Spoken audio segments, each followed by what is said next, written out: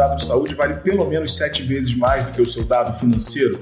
Então, para os que entendem o valor disso, vão cuidar. Agora, os que não entendem só não conseguem identificar uma razão para compartilhar esse dado. E eu acho que o mercado precisa olhar para essa relação com o seu consumidor, com o seu usuário, com o seu beneficiário, com o seu paciente, olhar para essa relação como uma relação de troca. Na saúde, as decisões parecem técnicas, mas quase sempre são humanas.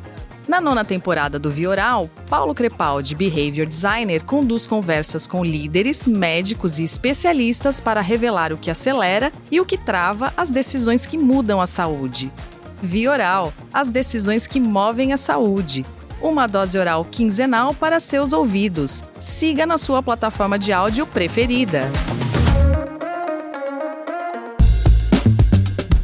Fala, ouvintes do Vioral, sejam muito bem-vindos ao primeiro episódio da 9ª temporada do Vioral Podcast. Eu quero abrir 2026 com uma pergunta simples, mas talvez que seja incômoda.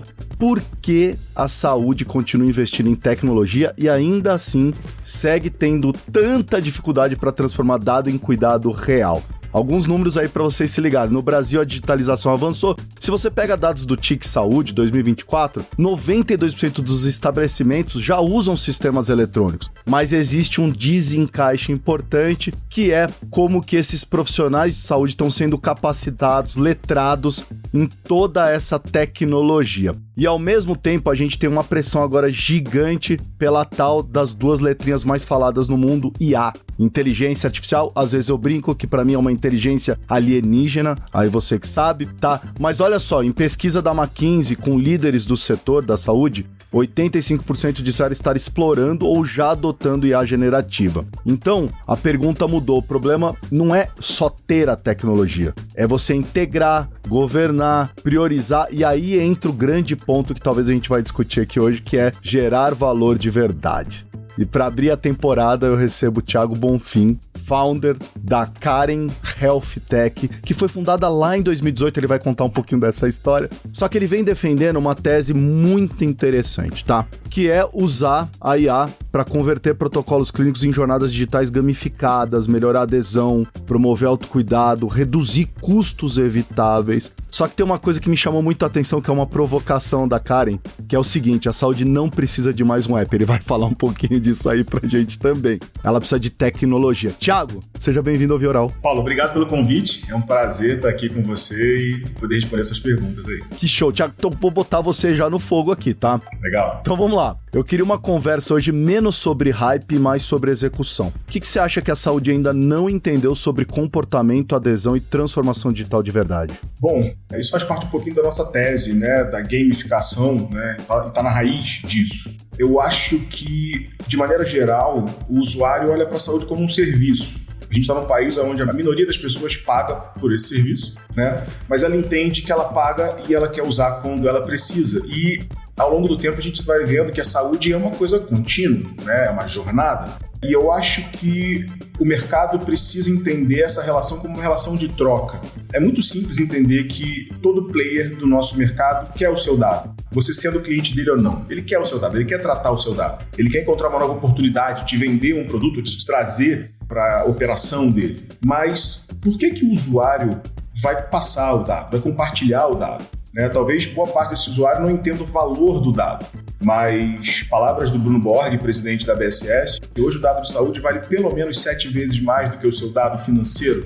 Então, para os que entendem o valor disso, vão cuidar. Agora, os que não entendem só não conseguem identificar uma razão para compartilhar esse dado. E eu acho que o mercado precisa olhar para essa relação com o seu consumidor, com o seu usuário, com o seu beneficiário, com o seu paciente, olhar para essa relação como uma relação de troca. Então, quando o ecossistema devolve para o usuário informação, conhecimento, entendimento, esse usuário engaja, esse usuário faz parte, se insere na jornada de cuidados. E aí eu queria então falar um pouquinho esse desencaixe aí, que pelo menos na minha visão, tá, Thiago? Eu queria ouvir a sua. Inclusive, eu queria que você até trouxesse, a última vez que eu tive no RIM, você teve agora, recente, o grande tópico era interoperabilidade. Eu não sei se ainda continua essa grande discussão. Mas assim, por que eu quero trazer esse ponto? Ao meu ver, o setor está mais digitalizado. Mas o que eu vejo é que a gente ainda está longe de transformar essa tecnologia em prática assistencial com consistência. Por que a gente tá vendo tanto esse desencaixe? Por que não consegue fazer uma coisa com consistência, Thiago? Bom, eu acho que tem alguns motivos, né? O primeiro deles é uma visão um pouco antiga de que o silo de dados, ele é de propriedade da instituição. E hoje é sabido que o detentor do dado, ou o proprietário do dado, é o usuário. Só que esse usuário não tem aonde colocar esse dado. Então ele acaba não sendo um agente defensor desse processo de interoperabilidade. Então, se você olha para as grandes instituições, elas entendem o dado como uma coisa valiosa, e elas estão corretas, e elas querem proteger isso, sem olhar para a vantagem de você compartilhar isso. Interoperar não é dar tudo que você tem para o mercado. Interoperar é você poder identificar um usuário no momento em que aquela informação é relevante. Ninguém está falando de você abrir tudo que você tem, está falando de você poder trocar a informação quando ela é relevante. Então eu acho que essa visão do mercado que não quer trocar o dado, ou que resiste a trocar o dado, é um dificultador, mas eu acho que não empoderar o usuário para fazer desse usuário um defensor desse processo também é um desafio. Perfeito. Antes da Karen, eu estava dando uma olhada, stalkeado em você, Thiago, você passou por outros mercados. Minha pergunta é para você, o que tinha de diferente a ponto de virar um problema que você falou assim, vale a pena eu construir algo? Sim, eu já fiz parte do mercado esportivo, ligado à rede social, para esporte. Eu tive uma fintech, foi bem bacana. E nesse processo... Esse é o ponto que eu ia te perguntar, Thiago. Quem que não quer ser fintech hoje, hein? Pois é. No fim das contas, eu acho que quase tudo está se resumindo a uma fintech, ou está caminhando para uma fintech, Eu acho um mercado extraordinário. Eu acho que é um mercado que o Brasil entendeu, o investidor, as corporates, os VCs e os CVCs entendem, mas a gente não vive só de fintech. A gente tinha uma jornada incrível na fintech, a gente tinha um desafio muito grande. O meu ex-sócio diz que ele brinca, a gente inventou o Pix antes do Pix. Eu acho que ele está parcialmente certo, mas também tem outros desafios que a gente nunca tinha mapeado. Mas dentro desse processo, a Karen ela veio de uma dor pessoal. A gente estava ali numa jornada de aquisição de empresas, e aquele momento, quando você adquire uma empresa, tem uma cadeira e 2 pessoas. E esse é um momento difícil, alguém vai ficar de fora desse novo grupo que está sendo formado. E ali, naquele momento, eu passei por uma situação situação de casa, Fui mordido pelo meu gato de manhã, antes de uma reunião super importante. Fiz um curativo e fui para a reunião. Cheguei na reunião doendo bastante, o meu braço. Fiz a reunião, 3 horas de reunião, quase 3 horas de reunião. Quando eu acabei a reunião, fui trocar o curativo e comecei a ouvir os conselhos mais genéricos de pessoas não especialistas. Nem tinha nenhum médico ali me aconselhando. E aquilo foi me consumindo, porque fora o estresse do processo em si, eu estava ali sofrendo com dor. Então, no final do dia, eu fui a um profissional médico que me fez 3 perguntas, se o meu gato estava vacinado, se ele estava fugindo da luz, e me fez uma outra pergunta e eu falei pra ele, não, tá tudo bem. Foi só eu encostei numa ferida dele e ele acabou me mordendo.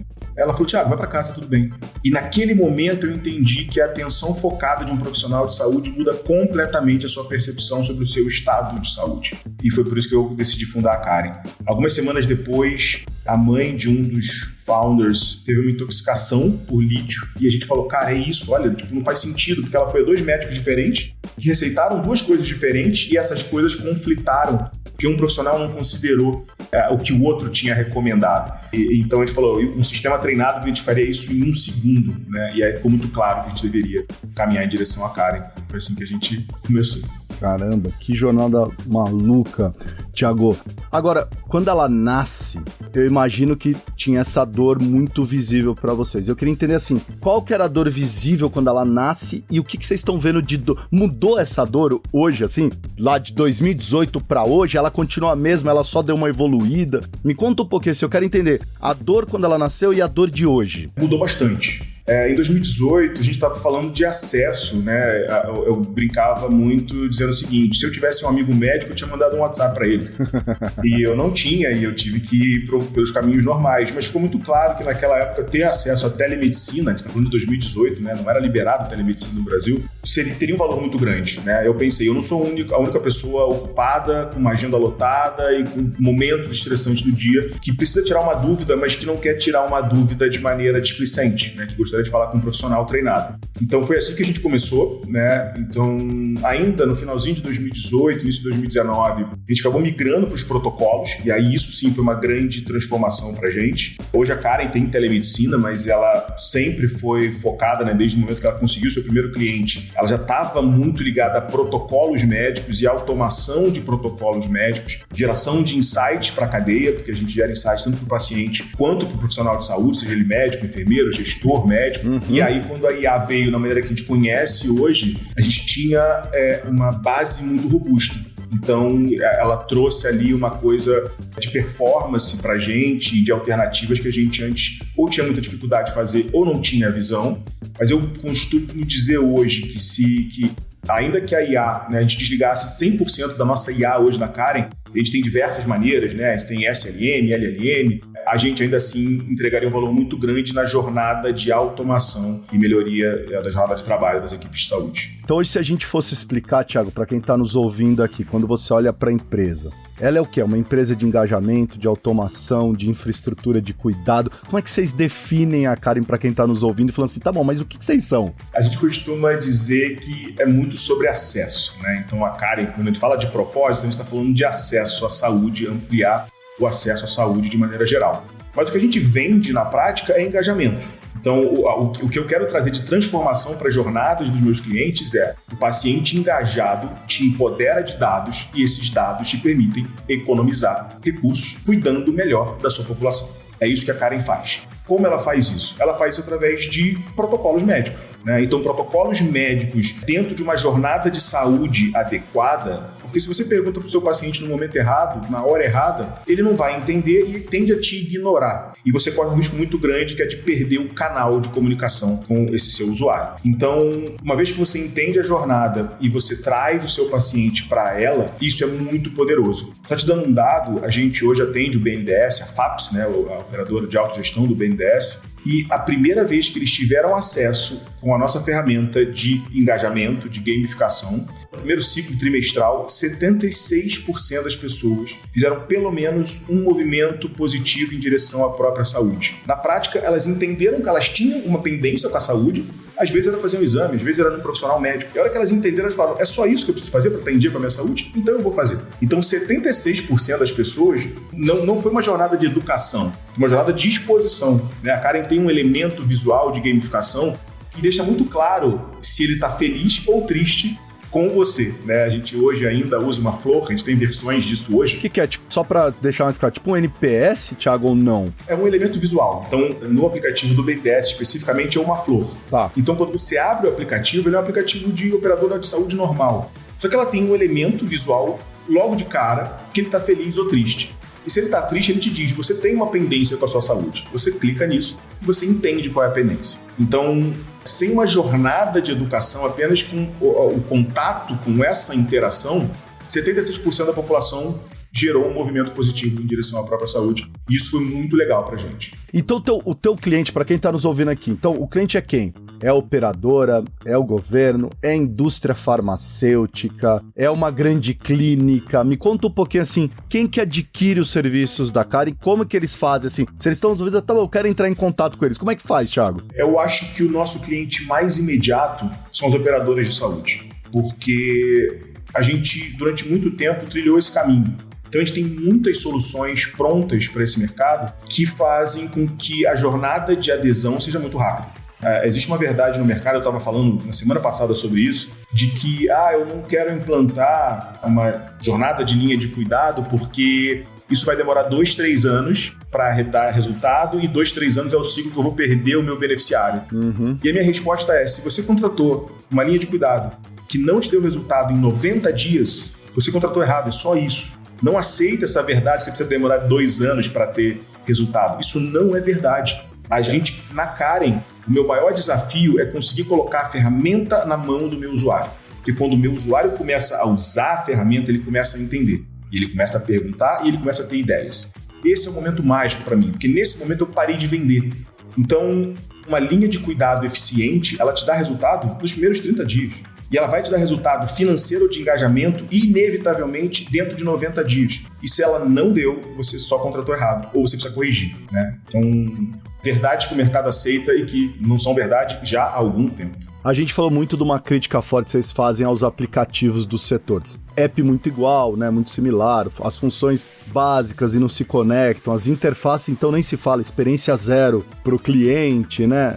Pouca capacidade de gerar o vínculo. Eu queria entender por que você acha que eles falham? Eles não estão entendendo o quê? Qual que é essa fórmula secreta aí de vocês, se você puder contar pra gente, que vocês entenderam, que vocês acham que o mercado não entendeu? Então, eu tive em julho de 2025 em Londres fazendo uma apresentação e eu costumo brincar que a apresentação boa é a apresentação treinada.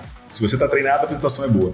E eu estava super bem treinado. E no momento específico da apresentação, eu parei, né, quebrei a apresentação, quebrei aquele fluxo e falei assim, pessoal, eu queria que vocês olhassem para a tela agora. Porque isso daqui é o futuro. E vocês não precisam acreditar em mim. É só vocês esperarem. Porque se 100% do mercado não estiver fazendo o que eu estou fazendo hoje, aí vocês podem me cobrar. Porque eu estou acompanhando, que eu estou medindo, que eu estou identificando, me prova que não faz o menor sentido 100% dos operadores de saúde não estarem gamificando, acompanhando, compartilhando informação com o seu usuário para convidar ele para uma jornada de autocuidado. Enquanto o usuário não for parte da jornada, a conta nunca vai fechar. Porque ele vai achar que ele precisa fazer um exame que ele não precisa. Ele vai deixar de ir a um profissional que ele deveria ter ido há 5 anos atrás. E a ausência de informação não é vantagem. O usuário não usar o seu plano porque ele não sabe que ele precisa, não é vantagem. A gente está falando de um mercado de risco. Não saber o tamanho do seu risco é um risco imenso, né? Então, se você sabe que a sua carteira ela é uma carteira que demanda atenção, dê atenção, porque isso vai gerar economia lá na frente. É jornada de gestão populacional, né? Gestão populacional não está no curto prazo, ela está no médio e longo prazo. Então a gente tá falando muito dessa coisa de gamificação. Eu acho que todo mundo tem claro lá. Então, gamificação, o processo de você usar elementos de games na sua estrutura. Qual que é a definição para vocês? Só para deixar mais claro para as pessoas assim, tá bom, mas o que é essa bendita gamificação que vocês fazem? Gamificar o quê? Com quem? O que vocês fazem de gamificação e qual que é a definição de vocês de gamificação? É até importante isso porque gamificação ela tem muitos cenários, né? E a gente evita muito qualquer cenário que seja nice to have. Tudo que é legal de ter, a gente foge, porque a gente quer que o nosso usuário entenda que toda vez que a gente gerar um alerta para ele, aquilo é importante, ele precisa parar e olhar. Não é contar passo, não é tirar foto de comida, não é entender se você foi à academia ou não dentro de uma jornada, que é importante, né? A gente pergunta isso em algum momento, mas dentro da jornada contínua, uma vez que eu classifiquei você, eu vou cuidar de você a partir da classificação que eu gerei. Então a gamificação começa quando eu entendo quem é você. Qual é o seu score de risco hoje? Eu tenho uma operadora de saúde aqui em São Paulo que não me diz qual é o meu score de risco. Não me diz se eu estou em dia ou não com a minha saúde. Que profissional de saúde, de acordo com a minha idade, com o meu gênero, com o meu histórico de saúde, eu deveria olhar pelo menos uma vez por ano. Dentro dos nossos clientes, 100% deles, seja exibido ou não, ele tem um score de risco dentro do sistema. Então eu sei quem é aquele cliente, eu sei que comorbidades ou estão presentes ou fazem parte de um histórico familiar dele e eu vou considerar isso para acompanhar o consumo. O consumo, uma porta de entrada muito simples é, se eu tenho um paciente que é descrito como saudável, mas que consome o plano como um paciente crônico 1, 2, 3, isso é um problema. Ou um problema de informação ou um processo de migração que eu deveria acompanhar mais de perto. Então a gamificação começa com a classificação e uma vez que a classificação existe, ela tem etapas a serem cumpridas. Então eu vou dizer para você, você deveria fazer um exame de sangue. Já tem mais de 12 meses que eu não tenho esse resultado aqui. Deveria ver esse profissional. Se você é uma pessoa do gênero X, numa idade Y, e você não fez esse exame há mais de 5 anos, você é uma bomba relógio. Pode ser que esteja tudo bem. Agora, se não tiver, não compensa financeiramente eu não saber que você é um risco. Né? Se você for olhar para o tamanho da carteira, menos de 10% da população é responsável por um percentual absurdo de custo para a operadora. Então não é 1 para 1. Então se eu não souber, tem 100 pessoas, já tudo bem, eles não estão usando o plano, isso é ótimo para mim. Não, se um estourar, essa conta não fecha. Então risco tem que ser acompanhado, tem que ser medido.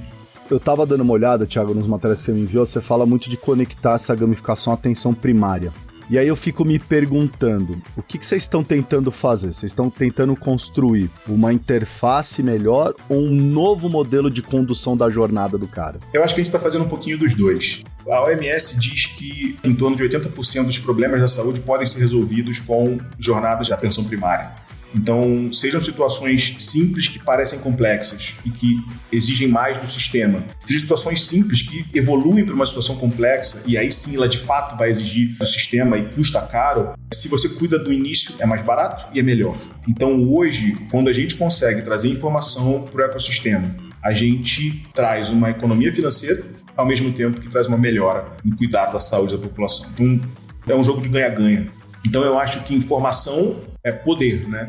É poder na mesa de negociação e é poder na hora de tomar a decisão sobre a sua saúde. No material de vocês trazem uns números assim que são bem relevantes. Falam mais de 12 milhões de reais de economia para plano de autogestão, 500% de aumento no índice de resposta. Queria que você me contasse um pouquinho desses dados, Thiago, para quem está ouvindo um pouquinho sobre o que vocês fazem. Assim, o que vocês estão medindo? O que exatamente tem entrando nessa conta? Se você pudesse contar algum, não precisa nem citar o cliente, mas alguns dados recentes que vocês estão tendo ou resultados positivos, só para a gente entender assim, da onde que vocês estão conseguindo essa expressividade nos números de vocês? Primeiro, começando de trás para frente, né? Você mencionou os 500% de engajamento. Isso é entendimento de jornada do paciente. Entender quem é o paciente e tratar ele de acordo com o perfil dele. Não dá para você tratar todo mundo igual, né? O paciente crônico, oncológico, em jornada de quimioterapia, se você fala com ele toda semana, ele entende isso como cuidado. Se você repete essa frequência com um paciente saudável, isso vira incômodo e você perde o canal. E acho que o canal é muito valioso para você generalizar o cuidado. Então,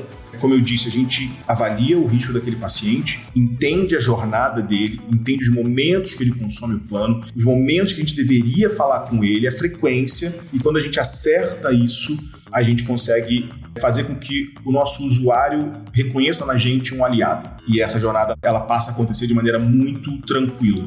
Quando a gente fala de economia, ali esse número é especificamente sobre uma linha de cuidado de gestão de medicamento de alto custo para a operadora de saúde. Então, o que a Karen faz nessa linha de cuidado é monitorar as demandas por medicamentos de alto custo na rede e acompanhar ou identificar, né, os fornecedores que essa operadora já tem, né? Então, não é que a Karen está vendendo medicamento, muito longe disso, mas toda operadora de saúde tem ou um prestador único, tem uma oportunidade de economia ainda aí, mas que negocia melhor, ou tem diversos fornecedores de medicamentos. Quando a rede credenciada faz a demanda por um medicamento a um valor, e eu, como parceiro de tecnologia, sei que essa operadora tem esse medicamento negociado no valor mais baixo, eu consigo gerar um alerta para a equipe no momento em que a tomada de decisão é relevante. Isso não é obrigatório, né? A gente não está negando para o beneficiário seguir no caminho que foi apresentado inicialmente. Mas a gente traz para o beneficiário a opção de receber aquele medicamento muitas vezes em casa. Às vezes, inclusive, mandar um profissional em casa. E aí duas coisas maravilhosas acontecem. A operadora economizou recurso, porque ele comprou aquele medicamento que ela ia pagar mais caro para a rede credenciada, mais barato, e o beneficiário acabou de ganhar um serviço premium, porque ele recebeu o medicamento em casa, recebeu o profissional em casa, não entrou em fila, não esperou, né? Às vezes o beneficiário está frágil.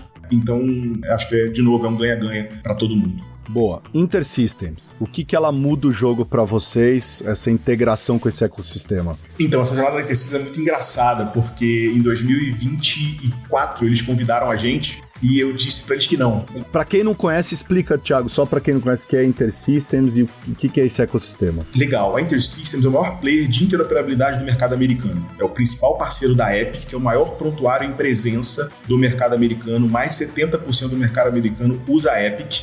E a InterSystems é o principal parceiro de tecnologia da Epic. Estão presentes na Ásia, estão presentes na Europa, estão presentes nos Emirados Árabes. É um gigante no mercado de interoperabilidade em geral e o líder no mercado de saúde. Para a gente, né, acessar uma empresa como a InterSystems é poder crescer em escala. Hoje a gente está caminhando para integrar com soluções InterSystems que permitem a Karen atender a 100% dos usuários InterSystems, quase que plug and play. Então a Karen hoje tem APIs desenvolvidas para InterSystems, respeitando o modelo FHIR, né, adequado ao mercado americano, adequado ao mercado europeu, e para a gente é uma possibilidade de escalar usando esse parceiro. Mas, como eu estava dizendo, a gente em 2024 não entendia o que é InterSystems, e é muito comum as pessoas não entenderem o que é InterSystems, porque é muito grande, é muita coisa. E em 2025 eu estive na RIMS como convidado deles. Me desculpei e pedi para ser convidado novamente. Fui convidado, felizmente. E em 2026, esse ano, eu pude estar lá expondo né, na RIMS, junto com eles, dentro do stand deles, apresentando a Karen para o mercado americano. Então, a gente vê isso como uma parceria muito estratégica. Não por acaso, daqui a um mês, dia 27 de abril, eu estou chegando em Maryland para o principal evento deles, que é o Ready 26. Esse ano acontece em Maryland. Então, a gente está investindo nessa parceria e a gente vai agora medir um pouquinho como a gente consegue usar essa rede para escalar. Tá, e como é que vocês atravessaram o oceano e foram parar no Reino Unido? Me conta um pouquinho, por que Reino Unido também? Por que agora? O que vocês estão de olho lá? Eu digo que foi por acaso e nada é muito por acaso, né? E eu digo isso eu digo escumador, tá? De uma empresa nacional. Às vezes eu falo, não, perder talento, não. Pois é, eu te confesso que não é um processo muito legal. Eu tento explicar isso para as pessoas, que é muito bacana você falar em morar fora. Mas para mim é um processo um pouco doído, porque eu tô indo acreditando que vou encontrar uma coisa melhor lá. Eu vou encontrar um mercado mais maduro. Eu tive no consulado britânico em 2024, no finalzinho de 2024, e escutei uma coisa que foi um divisor de águas para mim. Ele falou, pessoal, se vocês querem inovar em saúde, vocês precisam ir para um mercado pujante. Vocês precisam ir para um mercado e que olha isso de maneira séria. O Brasil é um mercado imenso, mas ele não olha para a inovação em saúde de maneira séria. Você acha que a gente subestima a capacidade nossa? O que é? Assim, ou você viu fora, assim, que alguma coisa que eles fazem de melhor para trazer para o Brasil depois? Ou não, o Brasil já está fazendo melhor, porque o SUS é um caso, ao meu ver, apesar de tudo, mas é um caso de sucesso, né? Super. Eu acho que é muita sorte a população brasileira ter o SUS como alternativa, né? Tem milhões de coisas que a gente pode melhorar, mas quando a gente olha para o resto do mundo, é um privilégio poder contar com o SUS. O mercado britânico tem o NHS, né? Onde, inclusive, o SUS foi inspirado, mas eu acho que a gente faz muita coisa certa aqui e a gente tem preocupações excessivas que os mercados de fora não têm, eles só testam. E se funcionou, ótimo, se não funcionou, a gente troca. Eu lembro em 2020, né, quando a pandemia abriu o mercado para a telemedicina, poucas empresas brasileiras estavam prontas, porque o mercado combateu muito fortemente a telemedicina. E empresas americanas e da América Latina vieram para ocupar esse espaço. Eu acho que foi um erro estratégico, mas felizmente a gente conseguiu contornar ali. Mas eu não falo sobre só maturidade, sabe? Eu falo sobre reconhecimento de valor, adesão. Se você está fazendo uma coisa que é boa e que ela funciona, vamos usar, sabe? Não importa quem é você. Não importa, no fim das contas, importa se funciona. Funciona o que você está me propondo? Se ele funciona, vamos usar. Eu acho que o mercado britânico, ele me mostrou uma seriedade ou uma percepção de qualidade no que a gente está fazendo, de valor no que a gente está fazendo, muito rápido. Karen, hoje ela tem um projeto registrado no NHS. Em uma semana, 2 instituições do governo britânico engajaram no nosso projeto. Ou seja, acreditam, né? Ele acredita, ele quer testar, ele quer saber, né? E eu acho que é tanto por uma questão de cuidar, né? Então, dessas instituições, hoje são 3 já, 2 semanas depois, mais uma engajou. 2 dessas instituições que engajaram são de pesquisa. E eles querem saber, Thiago, o que você está fazendo? Como é que você está fazendo um modelo? Né? Eu posso te ajudar? Ele quer me evitar errar, sabe? Ele quer fazer parte, mas também para evitar que eu cometa um erro. Então, assim, o mercado britânico, ele se mostrou muito maduro, muito rápido para esse tipo de solução. Ele exige, né? Ele cobra muito sobre como você está fazendo isso, ele quer que você tire os selos, ele quer que você prove que você está adequado para atender o mercado, mas ele engaja de um jeito que eu nunca vi aqui no Brasil. Então, ano passado eu tive em junho lá uma missão da Softex, da Apex, no London Tech Week, que foi incrível.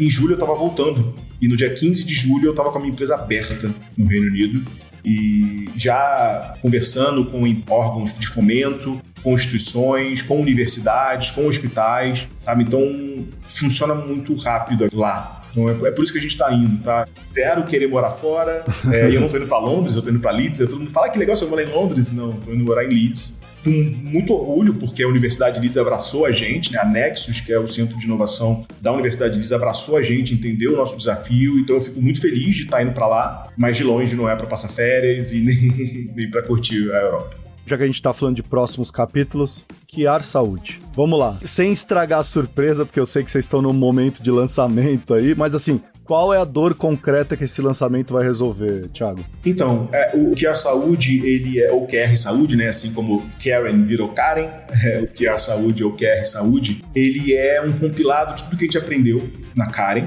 Ele é um produto voltado para o mercado brasileiro, para o usuário da saúde pública brasileiro, e ele traz algumas soluções que usam o IA. né? No ano passado a gente tinha uma solução que ela foi super usada e ela não tinha um modelo de negócio, ela estava aberta no nosso site, a gente queria testar, que era uma solução de tratamento de exame, né? A gente deixava as pessoas subir o exame de sangue e a gente não inventava nada, ele só traduzia aquilo ali para uma linguagem do usuário normal, né? Eu não fazia nenhum juízo de valor, só dizia para ele, olha, você está vendo que o número é 3 e que o guideline mostra que entre 1 e 5 você está dentro, então você está dentro, você tá tudo bem, sabe? Então era sobre acesso. Só que como a gente não tinha um modelo, naquela época a gente tirou do ar. E ele está voltando agora no QR Saúde, mas basicamente o QR Saúde dá um repositório para o histórico de saúde do usuário que não está vinculado a uma operadora de saúde. Então, se você tem diversos exames espalhados em laboratórios e você guarda isso numa pastinha ali na gaveta do seu escritório e você não faz nada com isso, a gente está dando, através dessa ferramenta, um caminho para você acompanhar, né? Como é que foi a sua evolução de exames. A gente consegue deixar você registrar eventos, né? Você aderir a uma linha de cuidado, você monitorar familiares, né? Então a gente tem um plano familiar onde você consegue inserir um filho, um pai, um irmão e começar a receber alertas também sobre a saúde dessas pessoas. Então a gente é muito longe de querer fazer ali ou ocupar o espaço de uma operadora de saúde, mas a gente acaba tornando essa ferramenta um repositório de saúde, né? E usando inteligência e usando o que a gente aprendeu nesses anos para poder melhorar a jornada de cuidados com nossos usuários. Perguntas finais bate pronto aqui. Primeiro, qual que foi o pior conselho que você recebeu pra Karen, que ficou gravado pra você, que você falou, caramba, bicho, foi um grande aprendizado pra mim isso. Caramba, pior conselho? Difícil essa pergunta. A gente é muito bom de próximo, né? Aprendemos e vamos pro próximo. Mas eu acho que a gente, no momento... A Karen, ela foi a primeira solução de autoavaliação de Covid no Brasil, né? Então a gente ganhou um hype muito rápido ali, a gente saiu de 0 usuários para 350 mil usuários em 12 horas.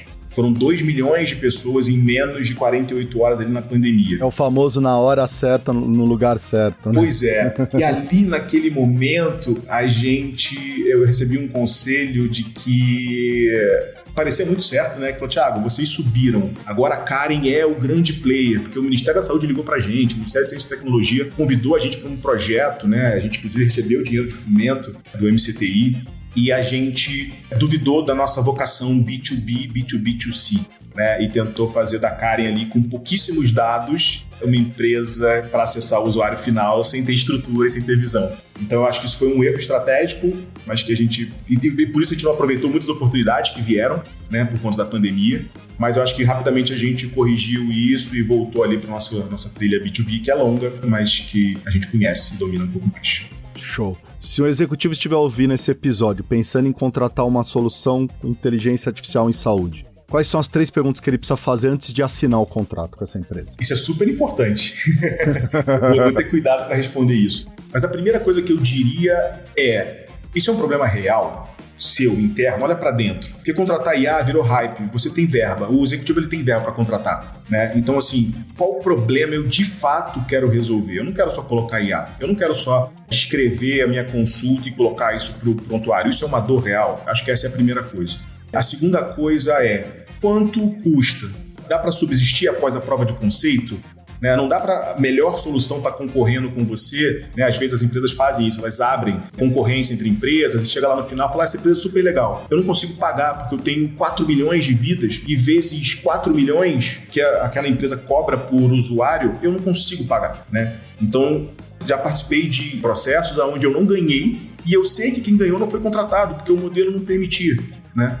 Então, o IA ela ainda custa caro, principalmente dependendo de como você constrói. A Karen tem muito cuidado com isso. A Karen vem do mercado financeiro onde tudo é custo transacional. O copo é custo, né? O aluguel, o ar-condicionado é custo. Então, assim, se tudo é custo, como é que a gente cuida do custo? Então, a gente tem isso. E eu acho que a terceira pergunta, e talvez a mais importante é, funciona?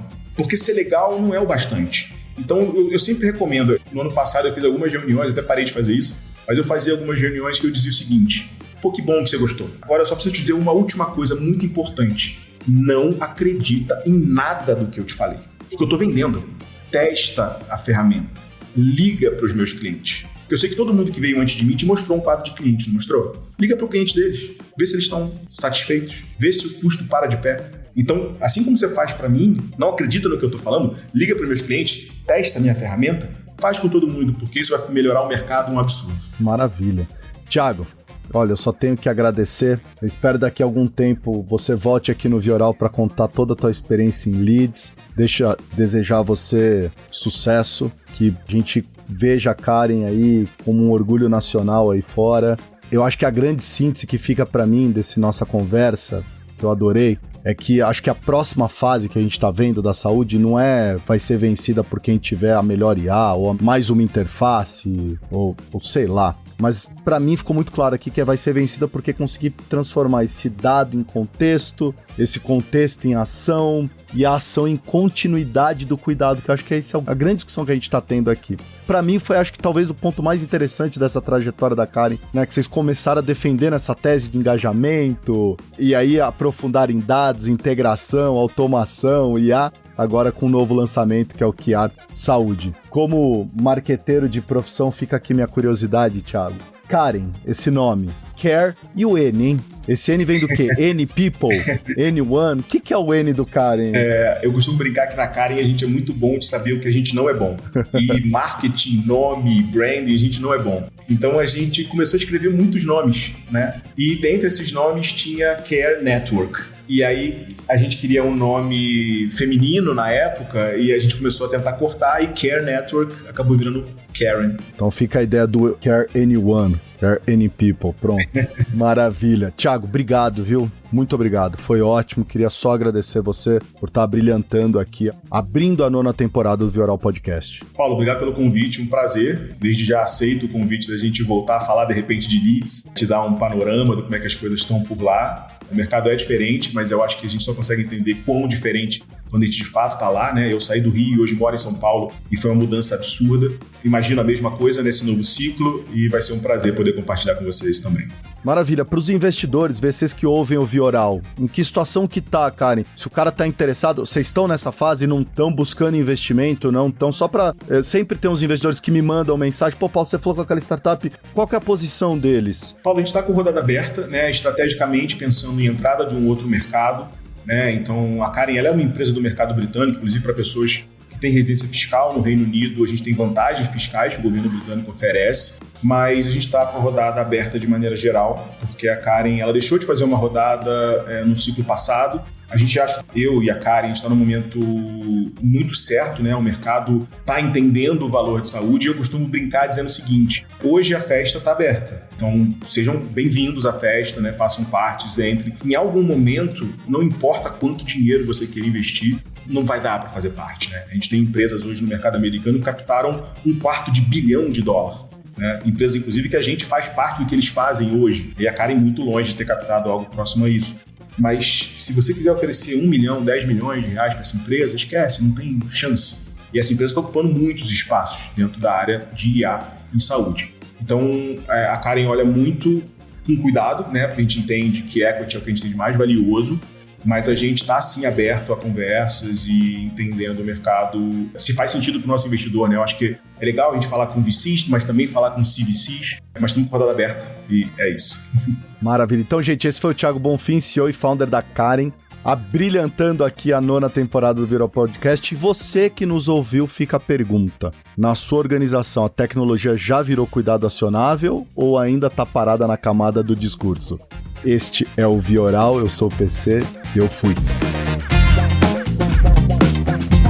Esse foi o Vioral com Paulo Crepaldi. Siga o podcast na sua plataforma de áudio e o @Vioral no Instagram para acompanhar os próximos episódios da 9ª temporada. Vioral, uma dose oral quinzenal para seus ouvidos.